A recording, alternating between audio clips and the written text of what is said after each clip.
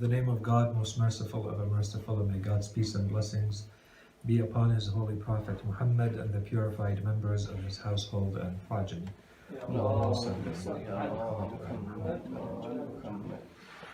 Brothers, sisters, Assalamu alaikum wa rahmatullahi wa barakatuh.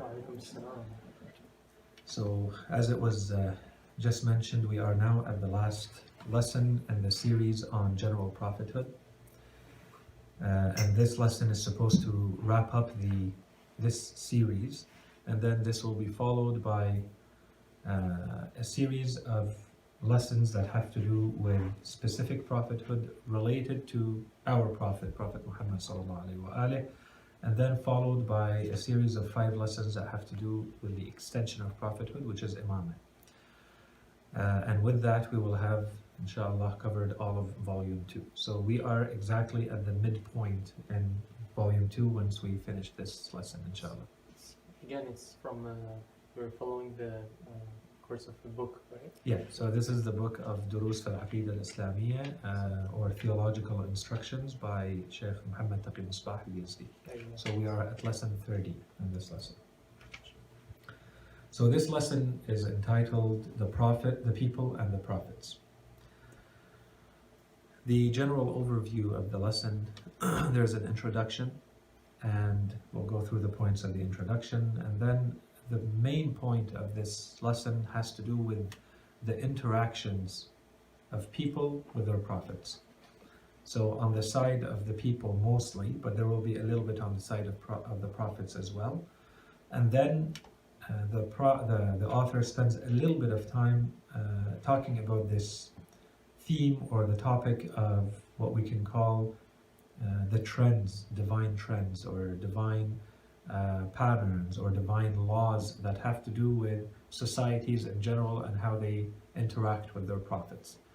Okay, and so we can say a couple of things once we reach that. So here we translated that section as divine trends in managing nations. Okay, so first of all, the introduction.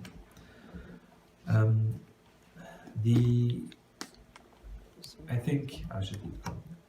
Generally speaking, if we go through the Holy Quran, for instance, we see that it gives a lot of importance to this topic of the relationship between people and the prophets. So already this is an indication that this is an important topic. The Holy Quran does not just tell us, here's what happened in the life of the Prophet.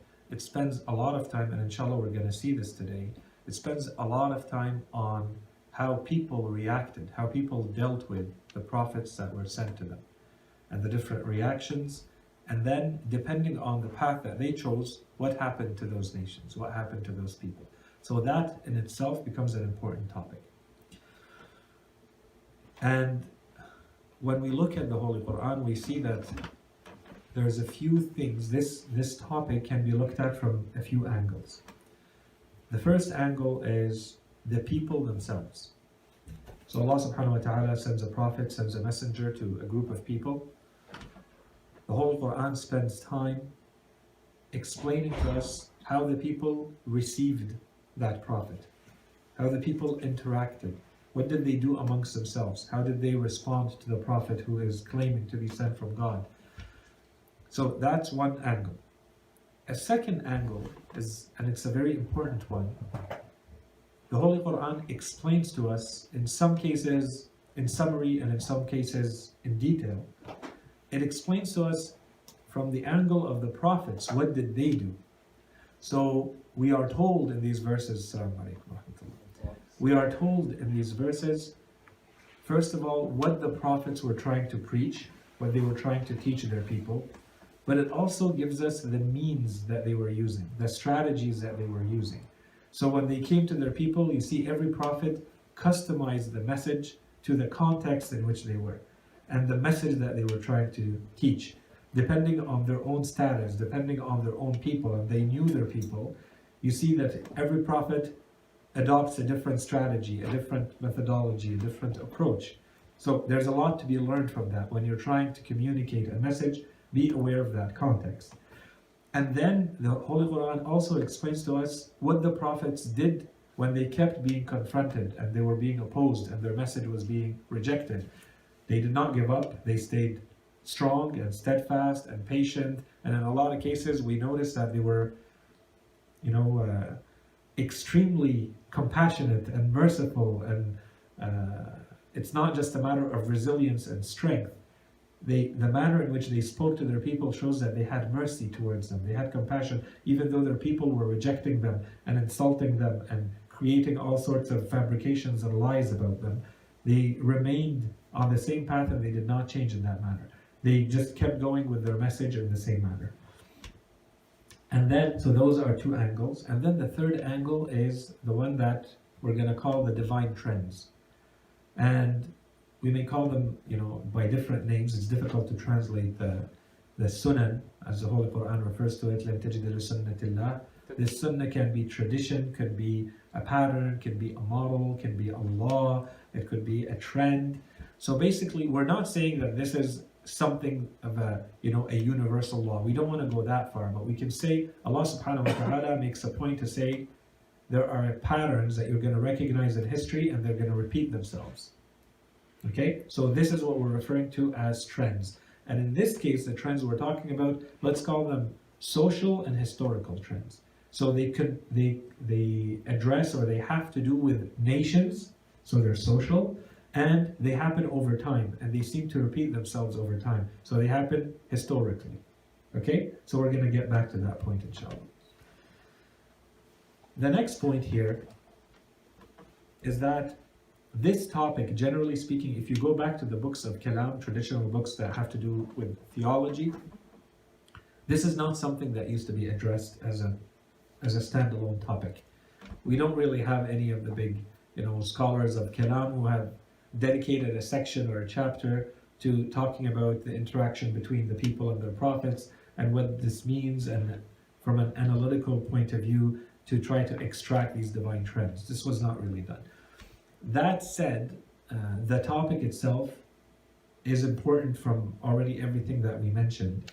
So it allows us, here's where the author tries to sell this point as being very important, and that's why he's putting it here, and I completely agree with him.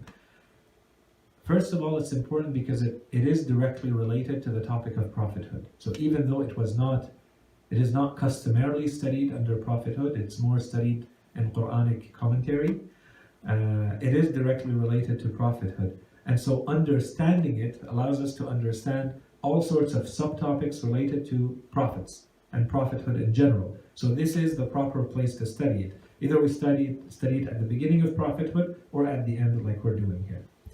So from a, let's say, theoretical point of view, from a knowledge perspective, it's very important. It allows us to understand prophethood a lot more fully, and it's something that's going to be recurrent. So it is definitely part of general prophethood. You're going to see it in whether you study Prophet Nuh or Prophet Yusuf or Prophet Sulaiman or Dawood or the Holy Prophet sallallahu alaihi wasallam. We're going to see that this is something that repeats itself. So this is a proper place to study it. That's one. And perhaps even more important than this, so beyond the theoretical component, the lessons that we extract from this topic are very important. They have a direct application for us. If we discover the manner in which the people interacted with prophets, or to put it more generally, how people received or interacted with the truth once it was revealed to them, then this becomes a lesson for us. How are we supposed to deal with the truth? And making sure that we're not falling in the same patterns and the same mistakes. And we're going to see there are kind of categories that we can lump a lot of the issues in. We're going to call them factors here that led to this objection or opposition or rejection of prophethood or the truth in general. And we'll add a little bit more to that. So there's a theoretical component and there's definitely a practical application that we can extract from all of this to apply in our lives. So the lessons learned have to have a direct application, a practical application in our lives. So this is for the introduction. So the first part of the lesson, as we said, is how did people react to the prophets when the prophets were sent to them? if we go back to the Holy Quran, and you're going to see in this lesson, inshallah, we're going to spend a little bit more time going through verses of the Quran. The Holy Quran tells us that the prophets were sent with, today, and as we said initially in these lessons, we called it a religion. So one component, one set of their teachings have to do with beliefs. So they were telling people, for instance, you only have to believe in a true God. You cannot make up your own gods. You cannot make up your own idols, even though they are symbolic and intermediaries between you and the one God. You cannot do that. If you worship, your worship has to be based on truth, not imagined entities and so on and so forth. And every other belief article that stems from that. So that's part of what they were teaching to their people. A second part, we can just summarize it under the heading of actions. So their values, their set of values, which today we call morals, or potentially ethics, moral philosophy or ethics, these are values on which you're supposed to build your life. And in addition to those, there are the laws, which today we would call fiqh. Okay, so there's a code of law, but there's also a moral philosophy that is being taught by the prophets. So they're coming and telling people, this is what you believe in, and based on this belief, this is how you're supposed to live your lives. And so I'm not going to go through a discussion of this. I think it's clear enough. Make it bigger? Sorry. Yeah. So we have the set of beliefs and we have the actions. So the actions here are examples of them. You have to live a just life. You have to be just with yourself, and you have to have justice at the social level, at the collective level as well.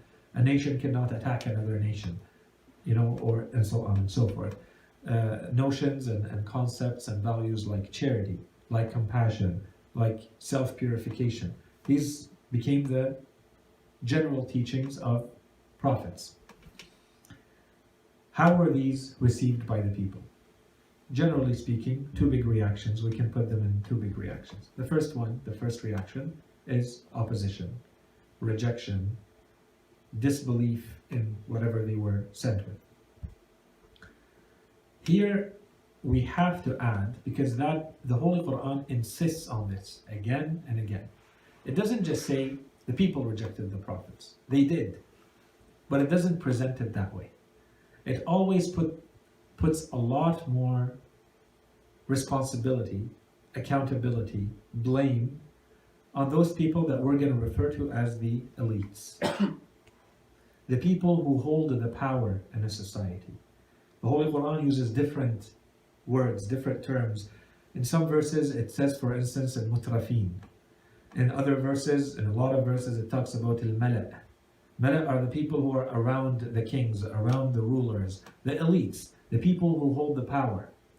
And this power today we know, because there's extensive studies on what form does power take in a society, but the Holy Quran refers to this already, and we're going to see the examples of it. Some people hold the power because they rule, so they have the political power.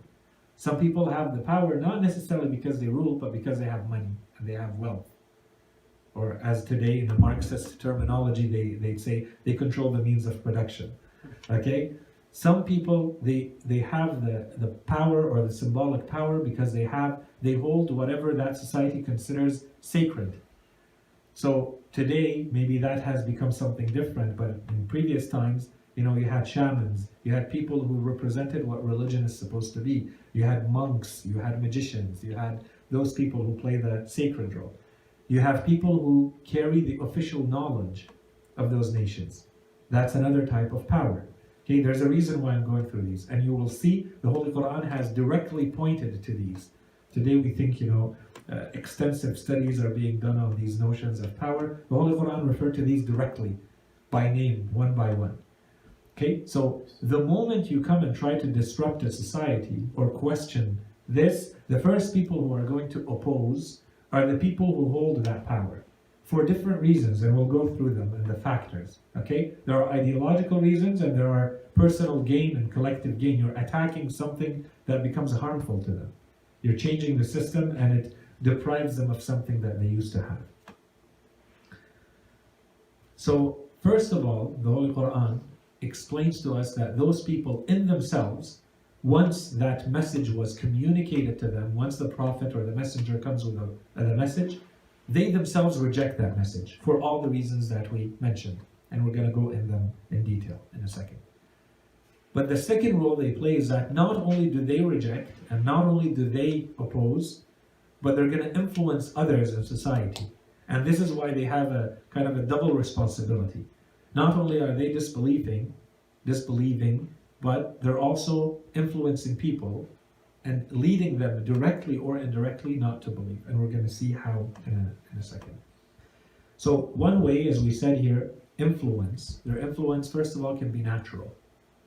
Natural, what I mean is, it's a passive role. They're not trying to influence the people. But simply by being in a position of power, everybody's looking up to them. If those are the people who are going to reject the prophet, they're going to reject the message, then a lot of people will follow them just because those are the people in power. Those are the people who are supposed to know. They're the people who are being exposed to it directly. Imagine, for instance, Fir'aun and those around him. And everybody is waiting to see, so how are the leaders going to deal with this? And this is how they dealt with it. So some people, lack of critical thinking and so on and so forth, they're going to follow that. So that's a natural influence. And then there is the persuasion. So they're actually going to try to convince the people that whatever this prophet or messenger is teaching or preaching is nonsense. It's not something that we should ever think of letting go our culture or belief or religion for. It's not worth it. It's not truth. Okay, so there's kind of a rational, logical arguments that are presented to make sure that people are convinced that this is not what they're supposed to be believing or following. So let's call that persuasion. And then there is coercion. So here they are going to use much stronger, more aggressive means. So it's not trying to convince you with logic and reason, don't follow this man, don't follow this person who's claiming to be a prophet. It's, if you follow them, I will punish you, I will torture you, I will kill you, I will exile you, I will push you out of the land, I will not allow you to live here. So depending on the context, depending on the nation, depending on how far we are in a story of a prophet, usually we're going to find all of this. We're going to see how the elites are going to influence their societies first in a very natural way, because they're the deciders. They're the ones who are dealing with this claim of prophethood and message. And then they're going to try to slowly convince their people. And with time, they will take arms, they will force their people, they will torture their people, and they will even kill them if they have to. Or at least push them out of the land and not allow them to live on this land anymore. So this is from the point of view of the elites. And we said the Holy Quran spends a lot of time on this point. The second reaction, and I think that obviously, logically, that what's remaining is there are people who believe. But in a lot of cases, it looks like the majority of the people who, even those who believe, they don't believe right away. It's very rare for people to believe right away when someone comes with a message and says, here's a message from God and you have to obey me. So that's why I wrote, first of all, eventually, there are some people who believe. And usually, they are a minority. And in most cases, they remain a minority. Okay, so that's 2. 3, generally speaking, the people who believe are not going to be the elites. They are going to be at the extreme opposite end of the elites. So they are the people who are the most deprived in society. Not depraved, deprived in society. Those are the people who are considered lowly, of lowly status. The people who have no money, no wealth, no power, no, all the things that we consider to be the sources of power in a society. And why is that? And why is that? And we'll talk about that in a second. The very quick, easy, logical reason to that. And we'll talk about that in a second. We'll read the verse. And the reason is very simple. They are the ones that have the most to gain and the least to lose from the message of the prophets. When a prophet comes and says, I'm going to change the system, what are they trying to do? They're trying to recreate a system that in this world creates social justice and social balance.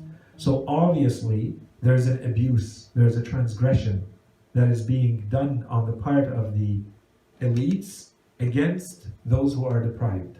So the prophets are trying to re-establish justice by taking away what's not to the elites, what the elites have appropriated themselves of, and give it back and put it back in the hands of those who should get it. And so of course they can't wait to see that justice re-established. Usually though, the further you go along with the prophet, the more you see that it's not as simple. Whether you are of the lowly status or lowly class in society or the elites, there's a lot at stake, and you have to put in a lot and sacrifice a lot and be willing to handle a lot just by being with the prophet. But generally speaking, by the standards of this world, yes, you have more to gain and a lot less to lose if you have nothing to start with and you've been part of those minorities or sometimes majorities who have been abused by the elites. Okay, that's normal. That's the natural order of things. But we're going to talk about that in a second. So these points that we just mentioned, let's look at a few verses of the Quran that kind of give us the same message. And that's why I said for every point in this lesson, I'm trying to give you one or a couple of verses that are going to establish this from a Quranic point of view. As we said at the beginning in this series, we're going to try to inject a dose of Quran more and more, increasingly throughout the series until now we're reaching the end, to prepare the ground for what's about to come. The explanation that we're giving, it's all still based on reason and based on historical analysis and so on and so forth, but here's the Quranic support for all of this. And of course, for each one of these verses, we can mention a whole lot of other verses that talk about the same topic. These are just samples. So in one verse we are told, "Has there not come to you the account of those who were before you, the people of Nuh, Ad, and Thamud, and those who were after them, whom no one knows well except Allah? Their messengers brought them manifest proofs, but they said, 'We disbelieve in what you have been sent with. Indeed, we have grave doubts concerning that to which you invite us.'" So here the point is, we disbelieve in all those nations, and so obviously it's not limited to those nations. The Holy Quran is saying any nation you go back to, you'll say that the prophets come and the people reject. And they will say, we disbelieve in what you have been sent with, and we have huge doubts about every component of what you're asking us to do. Okay, so that's a general verse. And another one, "Then we sent our messengers in succession." Rusulana Tetra, the Quran says, one after the other.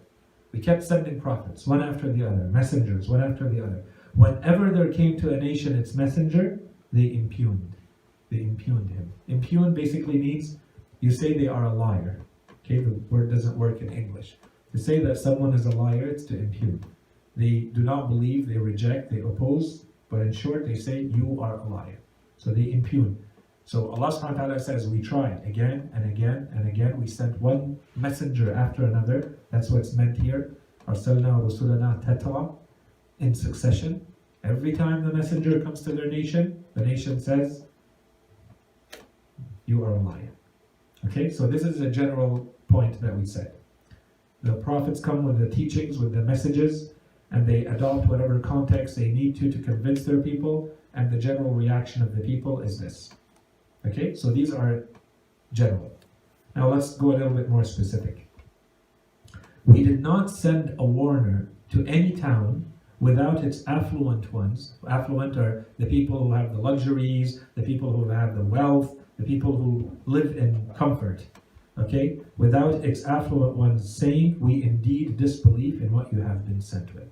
So now we're going a little bit more specific.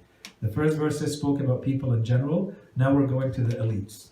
So now we see people who have affluence, which means they have wealth. They have means of comfort. They have a comfortable living. That's one. When their messengers brought them manifest proofs, they exulted in the knowledge they possessed. So they were happy. They were proud of the knowledge that they had. So that's how they received the messengers and the prophets. The messenger, the prophet, comes to them and says, "This is what God wants you to do. This is the correct set of belief." They say, no, we're happy with our knowledge. We're happy with our set of beliefs. Okay? That's why they said, when their messengers brought them manifest proofs, it should have been convincing, it should have been evident and clear, Their reaction was they exalted, they were happy with the knowledge that they possessed. But they were besieged by what they used to deride, which is, they said there's no afterlife, there is no one God, and that's exactly what became the reason for their punishment, their besieging. So here we saw that knowledge suddenly becomes very important. Okay, that's another means. So the first one was wealth, and there's a lot of verses on that. And there's a reason why I spent a little bit more time about knowledge and a couple of other things here. Another one, and I don't have time to go through the entire story of Qarun. If you go in Surah Al-Qasas, before and after this verse 78 in Surah Al-Qasas, chapter 28, you'll see the story of Qarun, who was with Prophet Musa alayhi salam, and who initially was with him, and then suddenly he turned, and he used the knowledge that he had against Prophet Musa alayhi salam, and where he ended. So when people started warning him and telling him, what you have done is wrong, his answer in short here, his answer in short, he gave a number of reasons, but one of the main factors, he said, I have indeed been given all of this because of the knowledge that I have. إِنَّمَا أُوتِيتُهُ عَلَى عِلْمٍ عِنْدِي. I have this knowledge and I'm the one. They kept telling him, be careful how you're using all this wealth that Allah subhanahu wa ta'ala has given you. And his response is, no, don't say Allah has given you. I have reached this wealth through my own work and through my own effort and through my own knowledge. Okay, that's a point. Another verse. When distress befalls the human, so now we're going very general. We saw specific examples. So all human beings, this is the nature of human beings. When distress befalls the human, he supplicates us. Then when we grant him a blessing from us, he says, I was given it by virtue of my knowledge. So when he is in his hour of need, at his lowest point, he's praying. And he recognizes his need. He recognizes that he is not independent, that he is fully relying on Allah subhanahu wa ta'ala. At that time, it's not, I'm capable, it's, I'm in need, please God help me. And the moment Allah subhanahu wa ta'ala gives him whatever he's asking for or takes him out of that situation, he starts feeling once again that he is self-sufficient, that he does not really need Allah subhanahu wa ta'ala. And this here, and see how the verse ends, and it's very important, and I put 2 exclamation points at the end as a warning for all of us. Allah subhanahu wa ta'ala, the verse says, he says, I was given it by virtue of my knowledge. Rather, it is a test. But most human beings, most of them do not know. And the reason I put this, I think today we live in a world where this is a dominant mentality. We are constantly bombarded with this message of work, and if you work hard, you put in an amount of work, and if you do this, you will achieve X, Y, Z success. And so be proud of that success and show it to the world. And of course, they will sometimes even add, so if you're, not in a religious context, not in an Islamic context, no problem. You can say or do whatever you want.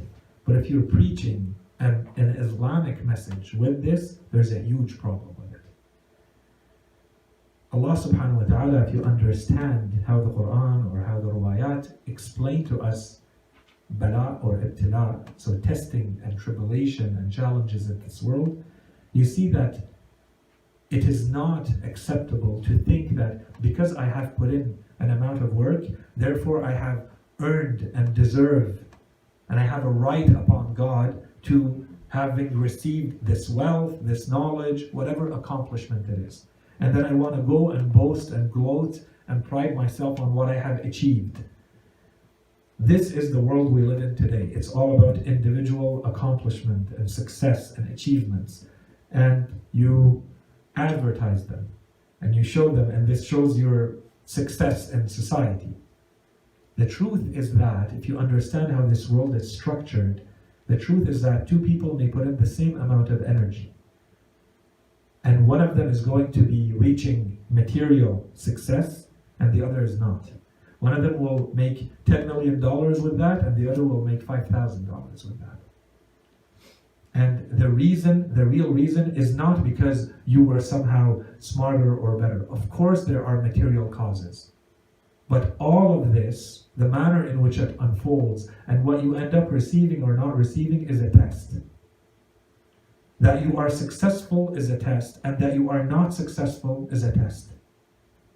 And really, I hate to put it this way because that opens an objection that I don't have time to get into right now. That's a big topic. But really, you kind of had not much to do with what you received. You put in the premises, you put in some material causes in place, but the outcome is not within your hands. The outcome is in the hands of God. You can't come back and say, I have earned. You haven't earned anything. Allah subhanahu wa ta'ala decided that here He's going to give you this success, and here He's going to put you to that test. And it's not because here you were smarter and here you weren't. It's because here the test looked this way, and there the test looked that way. The problem is sometimes someone's going to object to this and say, well, therefore, you just sit back and wait for the success to come. No, your job is to work, and that's why I'm saying I don't have time to get into the topic right now. But here, if you read verses like these ones carefully, you see this idea of self-reliance is rejected in religion. If you understand what we said when we talked about the oneness of God, and how Allah subhanahu wa ta'ala controls the means of this world, and everything is a test, the good and the bad. The Holy Quran says, نَبْلُوكُمْ بِالشَّرِّ وَالْخَيْرِ.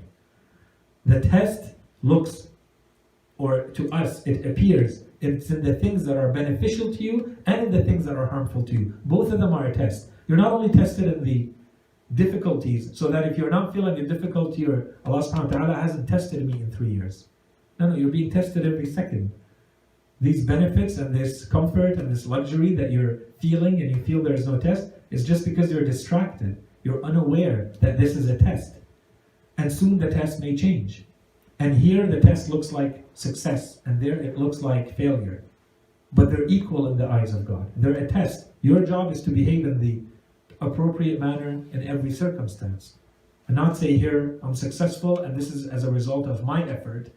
And over there, oh, it's not my effort. Because it's, if something bad in some of the verses of the Quran says, they would come to the Prophet and say, when something bad befalls them, they blame the Prophet, they blame you.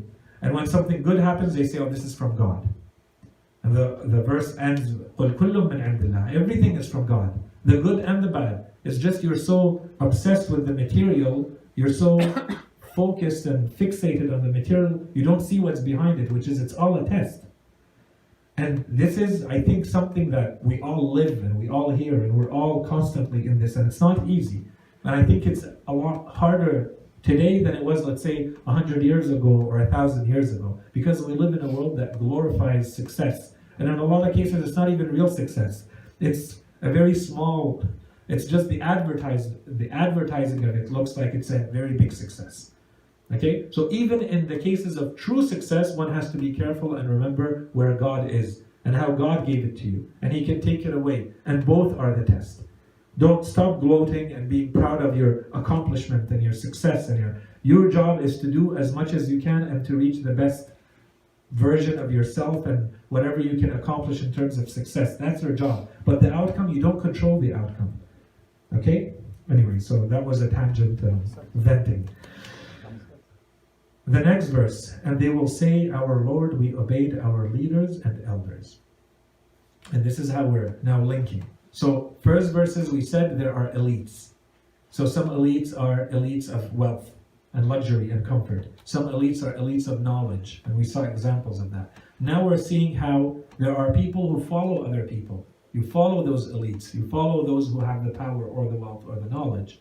And this is the additional responsibility that those people have. This is the test.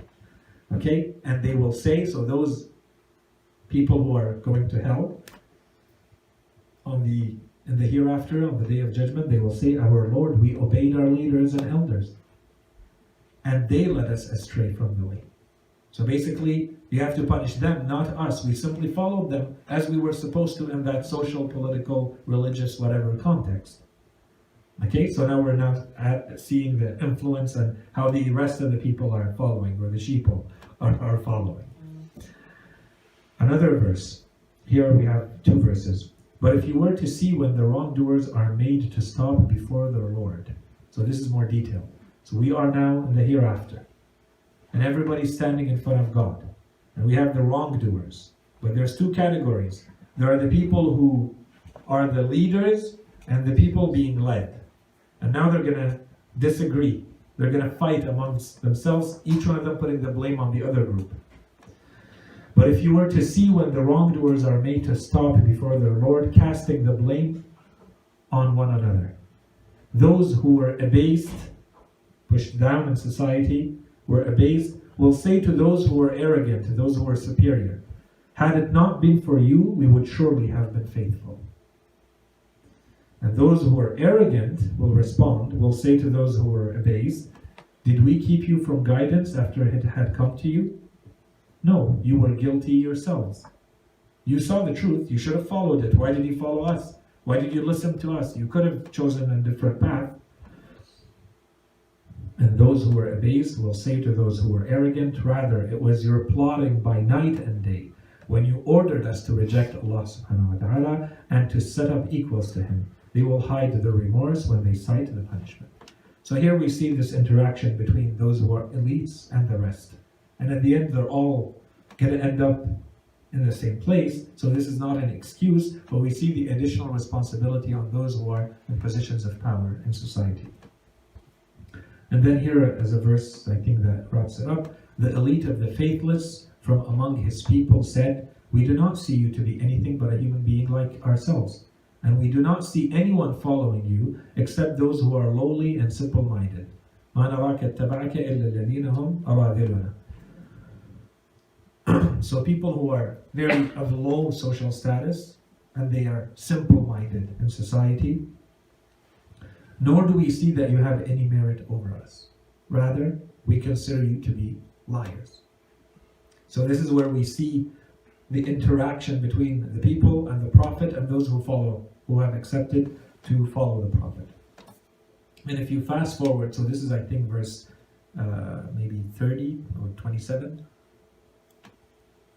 If you fast forward to verse 40, when our command came, so Allah subhanahu wa ta'ala is talking about Prophet Nuh here, but obviously this applies to other prophets who were told all the same thing. They come to the Prophet and they told him, those who follow you, why would we ever follow someone like you? There's nothing special about you. And look at the people who are around you. They are only of those who form the low class, people who don't have our respect. None of us, the elites, the powerful, the wealthy, the knowledgeable, the sacred, none of us are following you. Okay, so this should say something. And I skipped over because we don't have time to go over all the verses. They're really worth going back to. Okay, as other prophets did the same thing, and they responded and they said, what do you want me to do? To push back those who have believed in me just because they are poor or just because you do not respect them? That would not be befitting. That would not be okay. And this is where the prophets are fighting the social, cultural conventions of their time. When our command came and the oven gushed, so this is when the precursor signs to the flood, the time of Prophet Nuh alayhi salam, we said carry in it, so carry in the ark, carry in it a pair of every kind of animal along with your family, except those of them against whom the edict or the command has already been given, and those who have faith, and none believed with him except a few. So all the points that we talked about, I think we find a lot of them here. We see who agreed and who did not agree with this belief, and we see that at the end, after all those years, at face value, the Quran is saying, 1,000 minus 50 years, that Prophet Nuh alayhi salam remained in his people preaching. He preached for 950 years. When would you lose your patience? After how long would you lose your patience? And he remained in his people preaching for 950 years. And at the end, the outcome was, and none believed in him except a few. So basically, none believed in him. That's how you have to see it. The end result of his entire mission, of all the effort he put in, and this is to bring back to the notion that if I put in the effort, I'm going to earn the reward. Well, if this is how Prophet Nuh thought about it, he would never have continued with his mission. وَمَا آمَنَ مَعَهُ. That's how the verse is said. And none believed in him, except a few. There's a few of them who believed. So the exception are the ones who believe, not the rule. The general rule is, if this is how you want to calculate failure and success, material, and count how many people believed, it would look like it's a failure. But this is not the criteria. Okay? In any case, and none believed with him except a few. So now let's go to the reaction of the people. Generally speaking, we said that the teachings of the prophets are coming in two categories. There's a set of beliefs and a set of actions. And actions can be even split in two because we have a moral code and value system, and we also have a code of law. Okay? The Sharia. Generally speaking, if we look at societies in which Allah subhanahu wa ta'ala has sent prophets, it's very rare that we find societies where the entire message of a prophet was actually accepted by his people. Very, very rare. Some indications when we read the Holy Quran, it looks like Prophet Sulaiman alayhi salam had that in his time. And that's why he was able to build an empire, to build a kingdom. It means that he was able to have enough people in his time who accepted the belief system, who accepted the actions that go with that belief system, and he can get them far enough in the rest of the domains of life to actually be able to build a kingdom.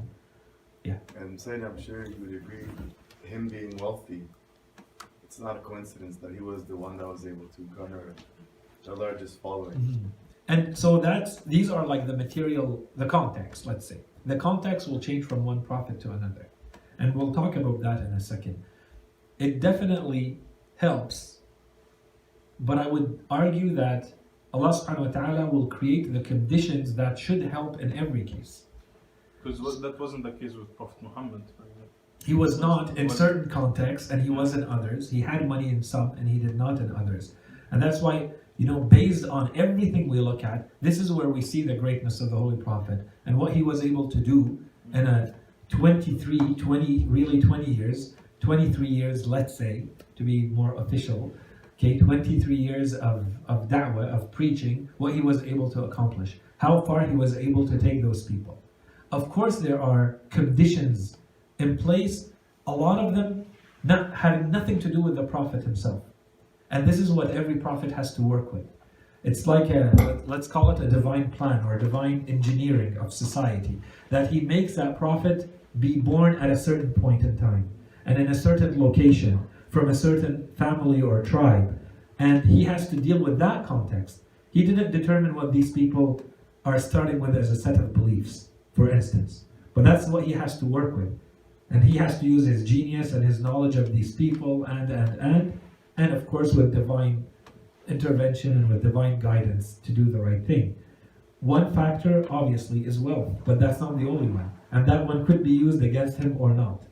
So there are things that it's difficult to put the blame or the success or the failure on the prophets themselves. Okay, let me put it that way.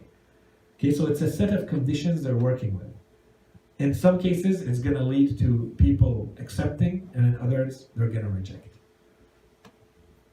Prophet Muhammad he was truthful with Al-Amin, that's why. So that's part of it. Yeah, and we talked about that in previous lessons too, that it helps to know the preconditions before becoming the messenger. What was his seerah? What was his biography? What was the heritage and the knowledge and the biography that the people knew of him before he starts? Okay, and that becomes one of the reasons why they believe or don't believe. In any case. So as we said, accepting the full message of prophets, very rarely is it ever accepted fully. In part, in the majority of cases, it's always in part. And this is where we say it's difficult just to say the entire message of a prophet is rejected. In fact, with time, and if someone is able to go and dig and you have enough evidence to work with, you'll see that there is a partial acceptance. The problem is they may not accept the things that really matter. What he wants them to accept is a belief system, but they may benefit from that prophet in other dimensions. And that makes its way through that people, his people that he's preaching to, and eventually to other peoples, to other nations. And you'll see historic, development and growth and evolution of certain things that really came from prophets. Okay, so this is the partial. All sorts of things, some of our scholars say, in fact, everything that today we find good in humanity, its source was revelation. Its source was a prophet who somewhere put in place the seeds, the architecture, something that set humanity on that path. Okay, so that's a general, idea. And I'm going to mention a couple of things here. So, for instance, today, I think it would not be very far-fetched. It could be, I'm not going to say easily, but, moderately well documented and shown that the constitutions and the systems of law and legal philosophy, if you see the sources of law in the world, you can trace back all of their principles to Revelation, to the Old Testament, to the New Testament, to some sort of religious background, which obviously came from a prophet. These are the legal systems of the world today. Of course, people will not say that. They'll present them as being secular systems. But the rights that we understand in today's societies, their sources are in religion. They're all religious sources. Okay? And we can add things about medicine, we can add things about technology. We have a lot of narrations that, for instance, say that astronomy was an entire field that was revealed to some prophets who taught people. Okay? Or, for instance, that how we taught Dawood alayhi salam sewing, and how to build shields so that when you go to war you can actually defend yourself and protect yourself. Or. So this is if you go into industry and technology and medicine, there are, not the argument, but the discussion that Imam Sadiq alayhi salam had with, this Indian physician who came, and the Imam goes back and forth with him. He tells him, how do you figure that human beings discovered how herbs are to be used as medicine? And he said, well, they just went and trial and error, and they learned that way.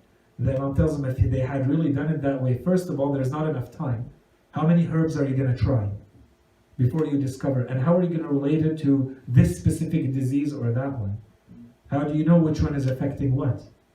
And how many people would you have killed before you reach the right one to know, oh, this one worked? It's because some of them are poisons, and some of them are beneficial, and some of them are harmful.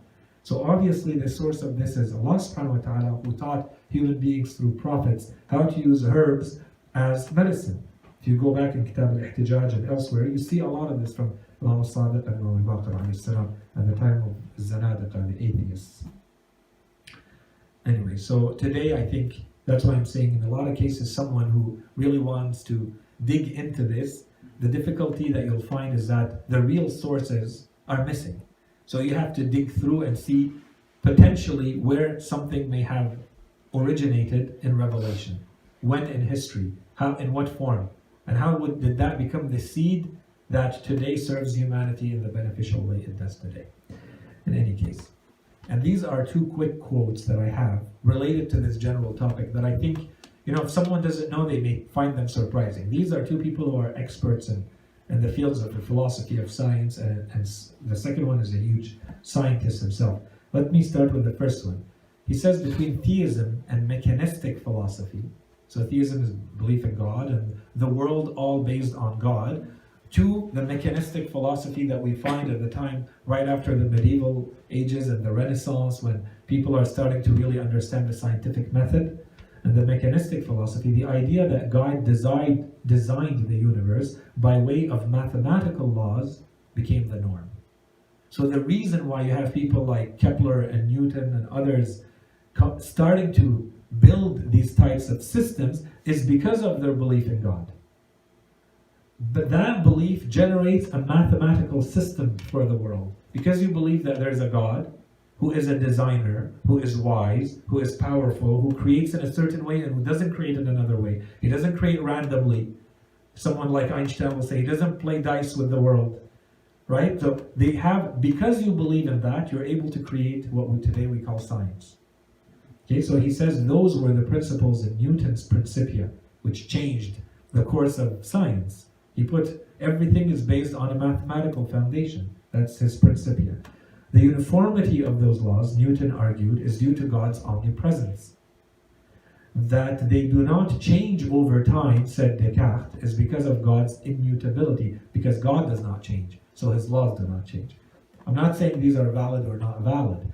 We're showing that the origin of the foundations of science today is really because people believed in God, that they were able to even conceive, imagine creating this type of system.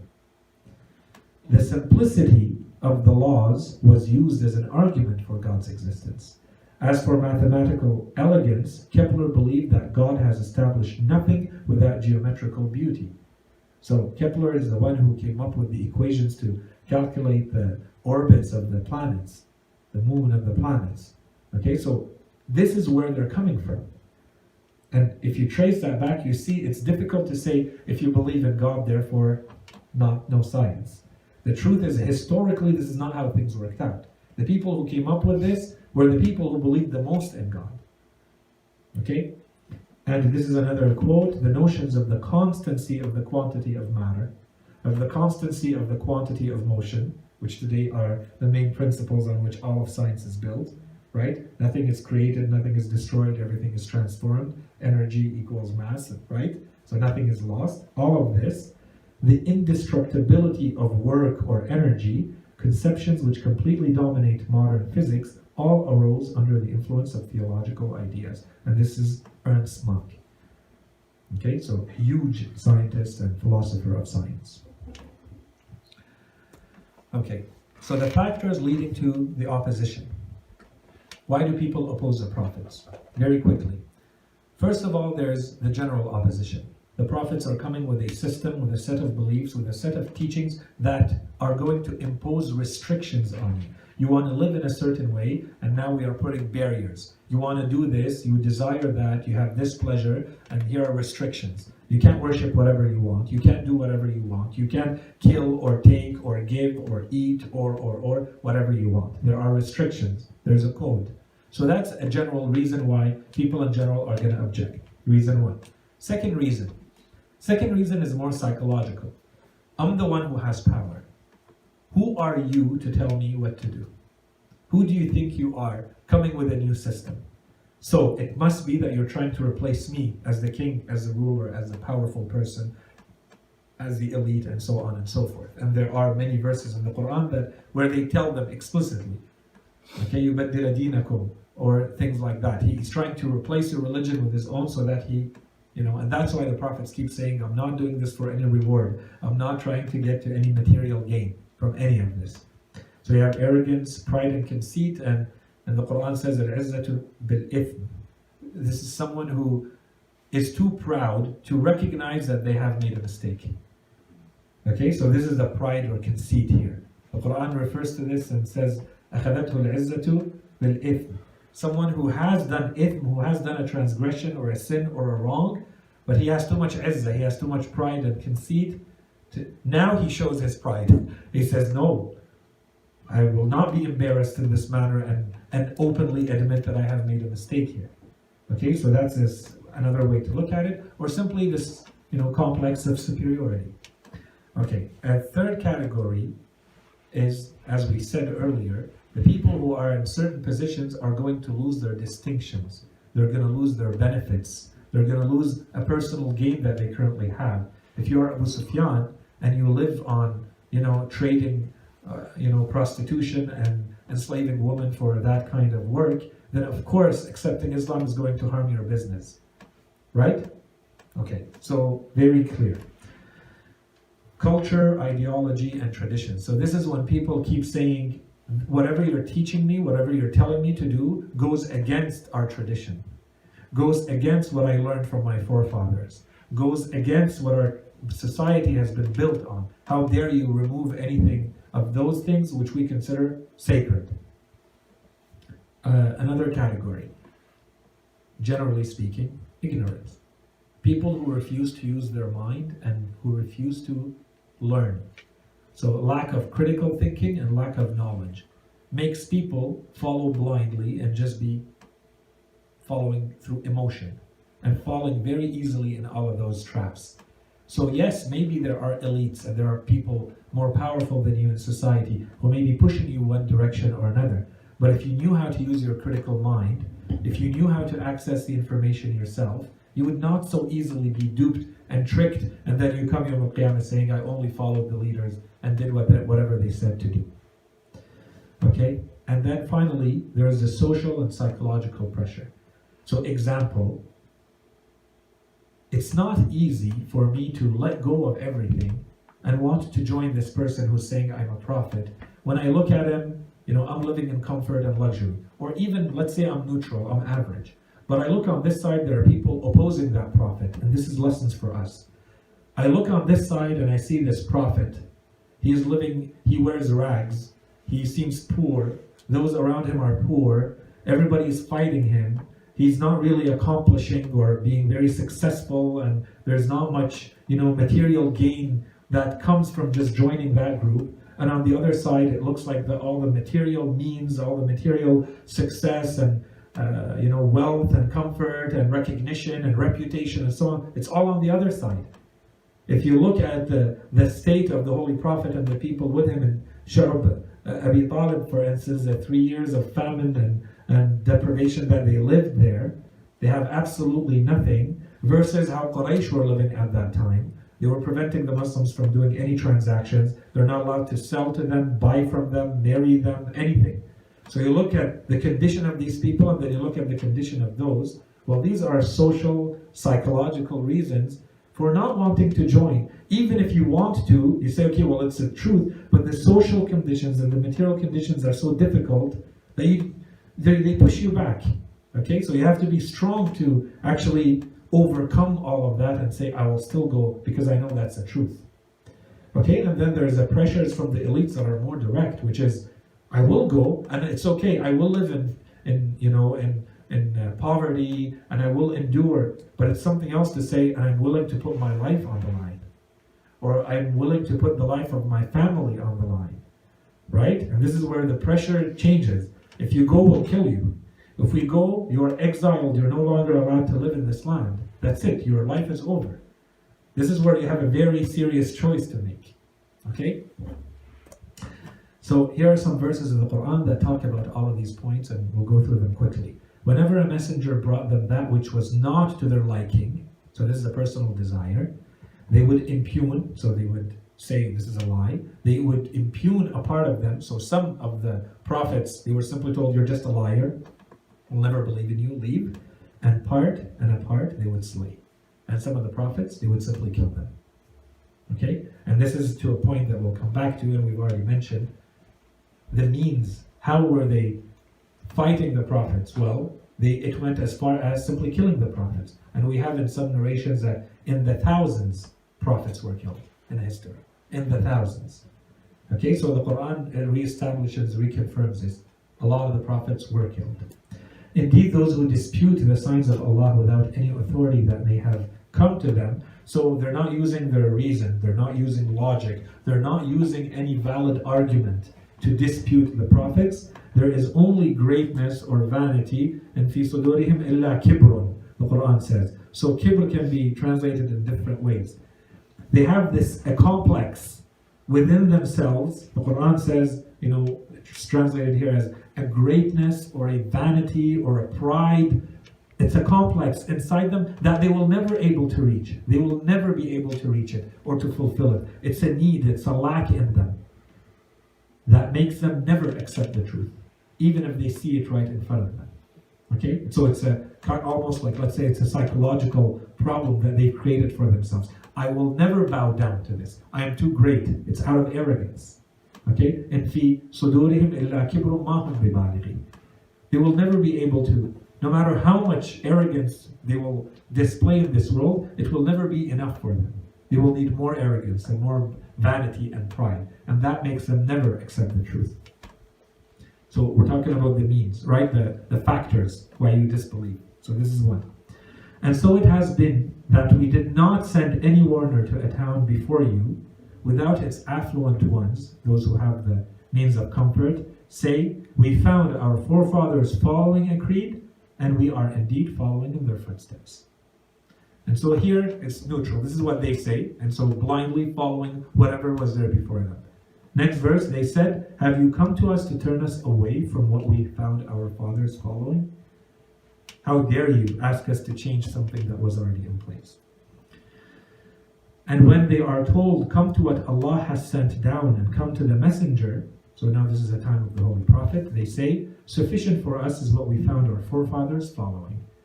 What, even if their forefathers did not know anything and were without guidance, they will still say that? And the truth is, yes, they do. So the Quran is basically saying, and they were without any knowledge, and they were misguided or without any guidance. So they are blindly saying, so the Quran is repeatedly reminding them, that is only a valid argument if your forefathers carried a knowledge or they were guided. But in itself, it's not an argument just because your parents or your forefathers or your ancestors did, you do. That's not a criteria. O believers, indeed many of the scribes and monks, so now we're going to the elites. See the elites, the people who have the power in society. These are the people who hold the sacred positions in society. The scribes and the monks wrongfully eat up the people's wealth and bar them from the way of Allah through money, for money.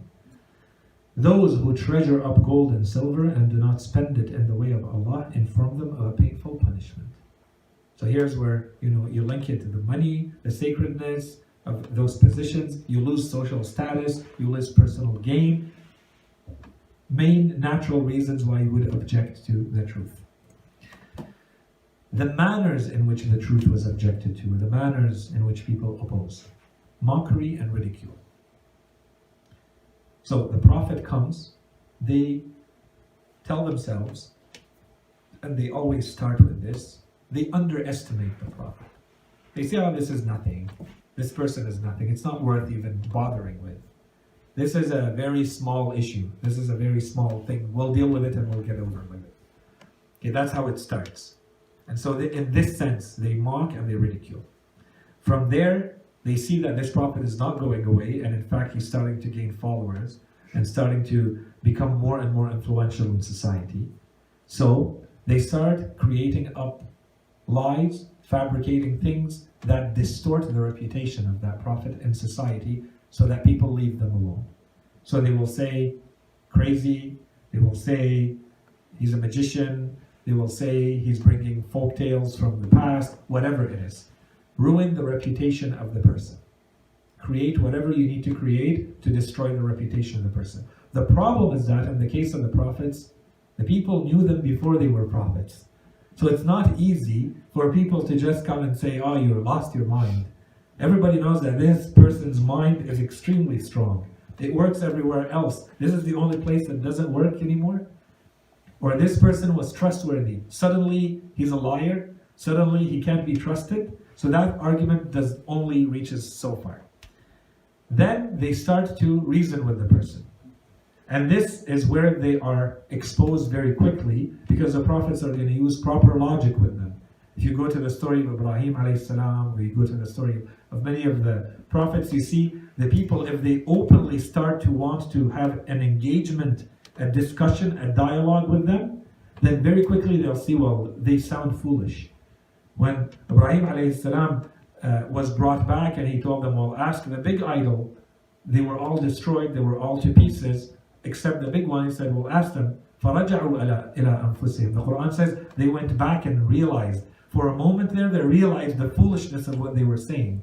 He told them, how can you worship something that does not hear you or does not see you? When I told you that the big idol is the one who destroyed them, you answered right away saying, well, don't be foolish. What do you mean the big idol did it? So I thought, okay, well, how can you worship them? So the Quran says, فَرَجَعُوا إِلَىٰ أَنفُسِهِمْ. Right away they realized, and this is where they expose themselves. The logic is too impeccable, so they have to fall into very foolish reasoning. They start coming up with all sorts of stuff that anyone who reads says, really? Is that the best they could come up with? In fact, yeah, it was. Okay, because their logic is very strong on the other side. So, foolish arguing and faulty reasoning. Then they move to, okay, we tried to talk to them, we tried to reason with them, it didn't work. We tried to ridicule them and ruin reputation, it didn't work. What do? We try to bribe them They tried to do it with the Holy Prophet. They did it with all the other prophets. We'll give you whatever you want, just leave us alone. Okay. Or they tried to bribe the people with him. The people now following. What do you want? You want this? Or, on the other side, threats. If you stay with this person, this is what we're going to do to you. We're going to prevent you from this. We're going to prevent you from that. We're going to punish you. We're going to torture you. We're going to kill you. And finally, if it doesn't work, well, the empty threats are put aside, and now they actually do. So they do the bribery, and some people will be lost with that, and some people will stay, and they will do the threats. They will execute as they said, and some people will stick, and some people will leave. Okay, so these are the general means, and some of the verses in the Quran that talk about each one of them. See the categories of the means. Alas, how regrettable. This is Ya hasratan ala al-ibad in Surah Yasin. Alas, how regrettable of the servants. There does not come to them any messenger, but they mock or deride him. مَا يَأْتِيهِمْ مِنْ رَسُولٍ إِلَّا كَانُوا بِهِ يَسْتَهْزِئُونَ. To the elite of his people who are faithless, the elite of his people who are faithless said, indeed we see you to be an imbecile, or being foolish. And indeed we consider you to be a liar. In other verses, so see when this is attacking the reputation. Here they attacked his sanity. He's lost his sanity. Another verse, he is just a man possessed by madness. He's crazy. So bear with him for a while, basically, which means until he dies. He'll soon die, so he's gone mad. So people, just so that you all know, this person, he used to be good and respectable, but now he's lost his mind. So just be a little patient. He's going to keep saying whatever he's saying until he dies, and then we go back to, inshallah, once we have a chance to go through the stories of the prophets of the Quran, we'll go through these in detail. So it was that there did not come to those who were before them any apostle or any messenger, but they said a magician or a crazy man. Okay, so this is where we see the type of logic and the type of reasoning. When they come to you, they dispute with you, and the faithless say, these are nothing but myths of the ancients. There's no argument. So they say, are you just finding this in the myths of the ancients, and you're repeating them. Every nation attempted to lay hands on their messenger, and disputed erroneously to refute the truth. And this is important. And they disputed erroneously. The Quran says their arguments were not valid. They did not even take the time to come up with valid arguments with our prophets. Have you not regarded him who defies our signs and says, I will surely be given wealth and children? And here we see that they use that as a factor. If I still have wealth, if I still have power, and in the case of these, لَأُوتَيَنَّ مَالًا وَوَلَدًا, this is a time of the Holy Prophet where it was very important to have male sons and to have money. That's what distinguishes you and gives you a distinction. And they say, well, if he must be on the truth, and this prophet must not be telling the truth. Otherwise, why would God give all of this material gain to this person? Okay? So this is the foolishness of the arguments. What kept the people from believing when guidance came to them was their saying, has Allah sent a human as a messenger? So, we don't want to believe because you're a simple human being just like us. If God wants, we want to see signs. We want Him to talk to us directly. We want to transform this whole desert into a garden. And we want the book to come down to you directly so that and so on and so forth. We want an angel to talk to us. Why is He sending just a mere human being like us? To those who have no knowledge say, why does not Allah speak to us or come to us a sign? So said those who were before them, words similar to what they say. Alike are their hearts, we have certainly made the signs clear for people who have certainty. But the faithless said to their messengers, surely we will expel you from our land. See, first there was arguments. They tried to distort the reputation. They're crazy, they're madmen, they're magician. They tried to use false argumentation. Now it's going to become what? Threats. The faithless said to the messengers, surely we will expel you from the land, or you should revert to our creed. You come back to our religion, or we'll kick you out, or those who follow you. And Fir'aun said to the people around him, to the Malak, he told them, let me slay Musa. Let me slay Musa and let him invoke his Lord. So we have both here. It's a threat and it's an argument. If he's truly a messenger, let him pray to God that he saves him from my slaying. Okay? And then, that is because they would defy the signs of Allah and kill the prophets unjustly. This is where we said, this is the last straw. They no longer know what to do with these prophets. They don't know how to handle them. They simply kill them. So that's one verse. Another verse, those who defy Allah's signs and kill the prophets unjustly, and kill those who call for justice among the people, inform them of a painful punishment. Last topic of this lesson. From all of this, the divine trends. Allah subhanahu wa ta'ala sent all of these nations, all of these people, the prophets, to guide them. He added more. There's more incentive. Initially, when we talked about this, we gave a number of reasons why are prophets being sent. And in large part, we said because the human mind is deficient, it may never reach certain truths. It has no means to reach those truths. Maybe other truths it can reach, but with a lot of time and a lot of trial and error that Allah subhanahu wa ta'ala in His wisdom does not want. So He gave human beings prophets, who are also role models to be followed, and so on and so forth. Guidance for this world and the next. Some people, this is not enough for them. So what does Allah subhanahu wa ta'ala do? He adds incentives. He adds reminders. He adds things that should encourage you to wake up, to see that this person is really sent from Allah subhanahu wa ta'ala. He's really a messenger. He's really a prophet like he claims. So what does he do? He starts testing those nations to bring them back. If you read, for instance, at the time of Fir'aun with Musa alayhi salam, Allah subhanahu wa ta'ala started sending them tribulations and tests. فَأَرْسَلْنَا عَلَيْهِمُ الْجَرَادَ وَالْقُمَّلَ وَالضَّفَادِعَ. Right? Allah subhanahu wa ta'ala says, I started testing them. I sent one test after another. Maybe they're going to wake up. Maybe Fir'aun is going to see. The calamity does not come right away. The punishment, the final punishment does not come right away. There's a chance, and then there's another chance. You should wake up here. Maybe that was not enough. Here's another one, a little bit more. A little bit more. Okay? So this is where we see it is still part of the big plan.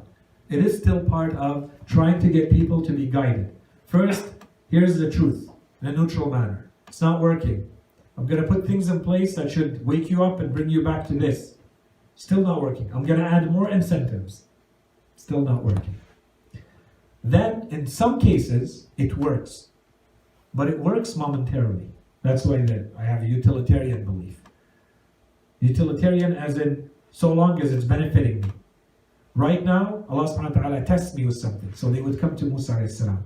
Please Musa, whatever you want, tell us, just pray to Allah subhanahu wa ta'ala to remove this test, to remove this problem. We can't live anymore. All the water turned into blood and we can't drink anymore. We're all going to die. Please pray for us. He says, but this is a reminder. If I pray for you, it means you've accepted my message. You've accepted that I'm a prophet sent from God. They say, of course, of course. Said, okay. So he prays. And the test is lifted. And they go back right away to their disbelief. And not only do they go back to their disbelief, they start working even faster and harder against him in the Quran, which we don't have time to go through. And that's why even Fir'aun, and the verses you see, when he's drowning, he goes back to this. He finally, at the moment when you would think, okay, that's over, he drowned. Well, he's drowning, he's not drowned yet. And he says, آمَنْتُ بِالَّذِي آمَنَتْ بِهِ بَنُو إِسْرَائِيلِ. He says, I have believed in whatever Bani Israel have believed in. Just get me out of here. Don't let me drown, Musa. Whatever they've believed in, your people who followed you, Bani Israel, whatever they believed in, I believed in it. آمَنْتُ بِالَّذِي آمَنَتْ بِهِ. He doesn't say آمَنْتُ بِاللَّهِ. He doesn't say I have believed in God. I've believed in whatever they believed in. Just rescue me. Get me out of here. But if you wanted to believe, you would have believed before. Once again, you've proved all along that you're not really believing. It's a utilitarian belief. You're going to say whatever you need to say, but it's not really belief. Okay? When logic, reasoning, advice no longer work. So all of this is a trend. This is how the author is presenting this, as saying this is a trend. People are not sent a calamity right away that destroys them. These people were not destroyed right away. There's a progression. There are chances being given. Again and again and again. And at the end, we tried with logic, we tried with incentives, we tried with advice. Nothing is working. So it becomes an open confrontation with God. Basically, that's what it is. You are confronting God directly and saying, if you exist, bring down your punishment, which is exactly what they said. In the Quran, there are a number of verses that say, whatever you've been promising us, send it. Open confrontation with God. And here, the result comes in two versions. The outcome comes in two versions. In one version, Allah subhanahu wa ta'ala does not punish directly. Why? Because the Prophet and those who are with the Prophet have become numerous enough, have become strong enough to be able to handle themselves and to keep their religion. So what does God say? He orders them to defend themselves. And He tells them, go defend your faith, go defend your belief, go fight with the disbelievers yourself. I'm not going to send a calamity. My punishment, I'm going to make them taste my punishment on your hands. Okay? This is when a prophet has become strong enough and has enough followers and has enough power to be able to actually withstand. In other cases, when he does not reach that type of power, Allah subhanahu wa ta'ala tells the Prophet, leave them, stay away from those people, leave that land, and leave it to me. And I'm going to intervene directly. We've given them every chance, and if they remain, those people are going to destroy whatever chance faith has, religion has, to remain in existence. If we leave them, if we let them be. So I'm going to send my own punishment. So the verses of the Quran that go with this, had we destroyed them with a punishment before it, they would have surely said, our Lord, why did you not send us a messenger so that we might follow your signs? So basically, here's where the trend is. Allah subhanahu wa ta'ala first establishes the evidence, gives the proof, so that there's no excuse. This is the hujjah, right? إقامة الحجة ولله الحجة البالغة. Allah subhanahu wa ta'ala says, and I have always the upper argument, the final argument. There's no excuse. You can't come back and say, you didn't show me, you didn't tell me, I did not know. So, yes. Said, I know you're almost done. Yeah. But I just have to ask this question and I have to leave. So I have to wait for you at 9. I was hoping to wait till you're finished and ask. So could you please forgive me? It's one question, Sayyid. And it's related to this earlier and even now. A lot of an argument I always hear when that comes from atheists, when you bring up the point of agreement when it comes to certain virtues that are shared across times and across cultures and across religions, like cowardice in comparison to bravery, generosity in comparison to stinginess. There's unison and complete agreement on these from any time in any place. The argument that I will hear back to that is, well, this is also through natural selection. Mm-hmm. Those virtues are in agreement across the board because they're to the benefit of the human race. Yeah. So the same way we've learned not to touch fire because it'll bring our end. We've also learned to be generous or to be wise because it promotes our existence. Mm-hmm. I'm just curious, how would you... So first of all, this is a very new argument. It was like it uses evolutionary theory for that. Yeah, before it was biological, but now Yeah. it's even moral. Yes. The second thing is there's a disagreement about this. Even them, as biologists and philosophers of science, they do not disagree that this is to the benefit of. Their biggest issue is, where does it come from? Where did the trait come from in the first place Yeah, we've to learned. be selected? No. We've come to learn that. Yeah, but this that's not quality true. over that quality Yeah. is bad or good. So some of them, you can if that's what we're going to rely on, then some of them show that it's not actually beneficial. Like So- self-sacrifice? So you can show that it's beneficial in certain conditions, in certain situations, but not enough to say, and this has become a universal. It's not that universal as a benefit. So you can't. You have to say, where did it come from and why did it stay? And natural selection, they do not agree today that this is where it comes from. That's one. Two, and this goes back to the moral argument. Okay, so if you go back to the moral argument, you'll see the seeds of this entire thing. Those who say the presence of good itself in the world is enough to show that there is a God, because it has to have come from somewhere. Okay, like Kant and others. I lost my train of thought. Allah. Okay, so we're saying that the good,